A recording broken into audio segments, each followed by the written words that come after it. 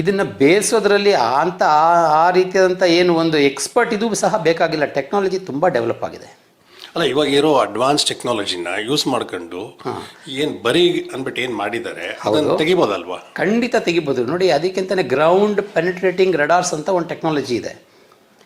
ಇದನ್ನು ಉಪಯೋಗಿಸ್ಕೊಂಡು ಈಗ 60-70 ವರ್ಷಗಳಿಂದನೇ ಇಂಥ ಟೆಕ್ನಾಲಜಿನ ಉಪಯೋಗಿಸ್ಕೊಂಡು ವಿದೇಶದಲ್ಲಿ, ಪ್ರಪಂಚದ ಬೇರೆ ಬೇರೆ ಕಡೆ ಈಗ 2020 ಆದಮೇಲೂ ಸಹ ಈಗ ಒಂದು 10-15 ವರ್ಷದಿಂದ ಬೇರೆ ಬೇರೆ ಕಡೆ ಈ ಗ್ರೌಂಡ್ ಪೆನಿಟ್ರೇಟಿಂಗ್ ರಡಾರ್ಸ್ನ ಉಪಯೋಗಿಸ್ಕೊಂಡು ಆ ಡೆಡ್ ಬಾಡಿಗಳ್ನ, ಅಂದರೆ ವಿತೌಟ್ ಏನು ಈ ಭೂಮಿನ ಯಾವುದೇ ರೀತಿ ಭೂಮಿನ ಅಗಿಯದ ಹಾಗೆ ಬರೀ ಆ ರಡಾರ್ ರೇಸ್ನ ಉಪಯೋಗಿಸ್ಕೊಂಡು ಅಲ್ಲಿ ಸ್ಕೆಲಿಟಲ್ ರಿಮೇನ್ಸ್ ಇದೆಯಾ ಅನ್ನೋದನ್ನು ಕಂಡುಹಿಡಿದಿರೋದಕ್ಕೆ ಉದಾಹರಣೆಗಳು ಪ್ರಪಂಚದಲ್ಲಿ ಇದ್ದಾವೆ.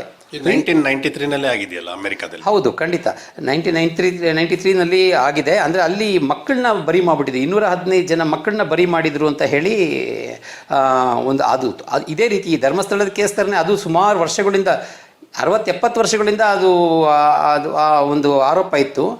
ಅದಕ್ಕೂ ಅವರು ಈ ಟೆಕ್ನಾಲಜಿನ ಉಪಯೋಗಿಸ್ಕೊಂಡಿದ್ದಾರೆ. ಆ ಟೆಕ್ನಾಲಜಿ ಉಪಯೋಗಿಸ್ಕೊಂಡೋದ್ರಿಂದ ಸತ್ಯ ಹೊರಬಂತ ಇಲ್ವಾ ಅನ್ನೋದು ಬೇರೆ ಪ್ರಶ್ನೆ. ಬಟ್ ಆ ಟೆಕ್ನಾಲಜಿ ಇದೆ. ಆ ಟೆಕ್ನಾಲಜಿನ ನಮ್ಮ ಪೊಲೀಸರು ಸಹ ಮೊದಲೇ ಉಪಯೋಗಿಸ್ಕೊಂಡು ಈ ಕೇಸ್ಗಳಿಗೆಲ್ಲ ಇತ್ಯರ್ಥ ಮಾಡ್ಬೋದಾಗಿತ್ತು.